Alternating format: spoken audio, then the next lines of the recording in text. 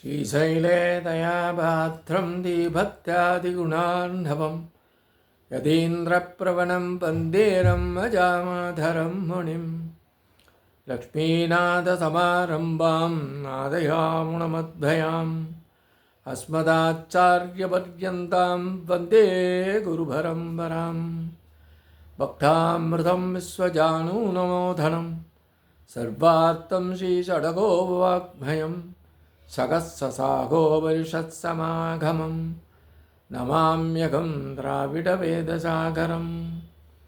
திருவழுதினாடென்றும் தென்குருகூரென்றும் மறுவினியவன் பொருணல் என்றும் அருமறைகளந்தாதி செய்தான் அடியினையே எப்பொழுதும் சிந்தியாய் நெஞ்சே தெளிந்து ஏத்தவருங்கீர்த்தி ராமானுஜமுனிதன் வாய்த்த மலர்பாதம் வணங்குகின்றேன். ஆய்த்தவரும் சீராச் சடகோபன் செந்தமிழ் வேதம் தரிக்கும் பெறாத உள்ளம் பெற. எம்பெருமான் திருவுருளாலே ஆச்சாரியன் அனுகிரகத்தாலே கடந்த பல தினங்களாக நம்மாழ்வார் அருளிச் செய்த திருவாய்மொழியை நாம் அனுபவித்து வருகிறோம். இன்றைய தினம் நாம் காண இருப்பது 2ஆம் பத்து 7ஆம் பதிகம் இறுதிப்பாசுரம் 13ஆம் பாசுரம். வண்ணமாமணிச் சோதியை அமரதலை மகனை கண்ணனை நெடுமாலை தென்குருகூர்ச் சடகோபன் பண்ணிய தமிழ்மாலை 1000 இவை 12 12 நாமப்பாட்டு அண்ணல்தான் அணிவிக்குமே. வண்ண மாமணிச் சோதியை அமரர் தலைமகனை கண்ணனை நெடுமாலை தென்குருகூர்ச் சடகோபன் பண்ணிய தமிழ் மாலை 1000 இவை 12 பண்ணில் 12 நாமப்பாட்டு அண்ணல் தாள் அணைவிக்குமே. இதுவரை உள்ள பதிகங்கள் 11 பாசுரங்களாக கொண்டவையாகிறது. இந்த பதிகம் 13ஆம் பாசுரத்தில் இதுவரை இந்த பதிகத்திலே தான் கூறிய 12 பாசுரங்களும் சர்வேஸ்வரனுடைய 12 திருநாமங்களை கொண்டது என்பதை அறிவுறுத்தும் விதமாக இந்த நிறைவு பாசுரத்தை ஆழ்வார் கூறி நிறைவு செய்கின்றார். வண்ணமாமணிச் சோதியை என்றாரே, நல்ல நிறமுள்ளதான நீளமணியின் பிரகாசத்தை உடையவனாக வயந்தானாம்.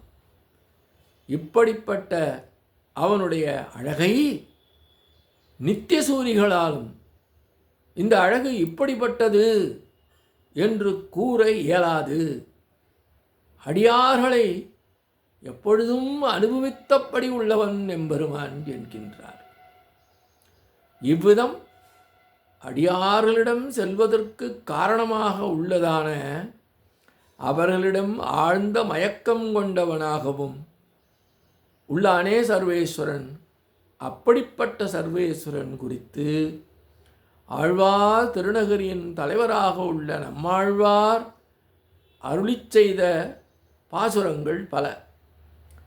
அப்படிப்பட்ட தமிழ் பாசுரங்கள் 1000 நல்ல இசையுடன் கூடியதான 12 திருநாமங்கள் குறித்து இந்த பாசுரங்கள் 12 சர்வேஸ்வரனுடைய திருவடிகளிலே சேர்த்துவிடும் நம்மை என்கின்றார்.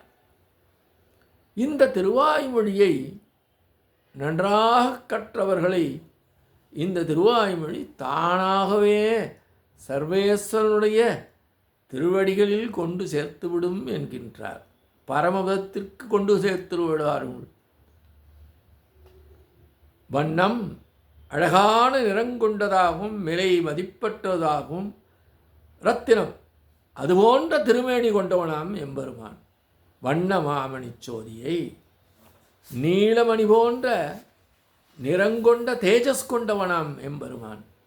அமரர் தலைமகனை பரமபதத்தில் உள்ள நித்திசூரிகள் அனைவரும் சேர்ந்து நின்று அவனுடைய அழகை தொழுது, ஆனால் முழுமையாக அனுபவிக்க முடியாமல் உள்ளவனை, அவனை அவ்வளவு எளிதாக அவனுடைய திருவிழகை நித்திசூரிகள் கூட அனுபவிக்க முடியாதாம் முழுமையாக.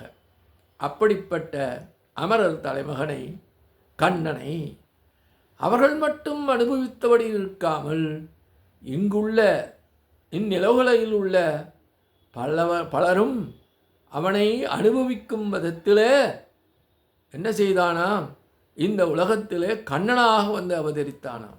அப்படிப்பட்ட கண்ணனாக வந்து அவதரித்தவனை நெடுமாலை, ஒருவனை ஏற்றுக்கொண்டால் அவனை மட்டும் ஏற்காமல் அவனுடன் சம்பந்தம் உள்ள அனைவரையும் ஏற்றுக்கொள்ளும்படியான மயக்கம் கொண்டவனாம் அந்த எம்பெருமான். வேதங்கள் போன்று மனிதனால் செய்யப்பட்டது அல்ல என்று கூற இயலாமல் இந்த திருவாய்மொழி அமைந்துள்ளதாம். வேதங்கள் மனிதனால் இயற்றப்படவில்லை, அது எம்பெருமானிடமிருந்து நேரடியாக பிறந்தது என்று கூறுவார்கள். ஆனால் அதுபோன்றல்லாமல் அந்த வேதங்கள் போன்ற இந்த திருவாய்மொழியை மனிதனால் படைக்கப்பட்டதாம். யார்?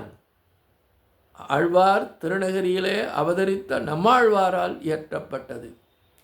அப்படி இயற்றப்பட்ட மிகுந்த அதிசயங்கள் பல பொருந்திய காரணத்தினாலே இந்த திருவாய்மொழியானது வேதங்களைக் காட்டிலும் வீறு உண்டானது. அனைத்து பாசுரங்களும் இசை வடிவமாகவே உள்ளன என்பதனாலே திருவாய்மொழியை அதிசயமானது என்று பலர் கூறுவர்.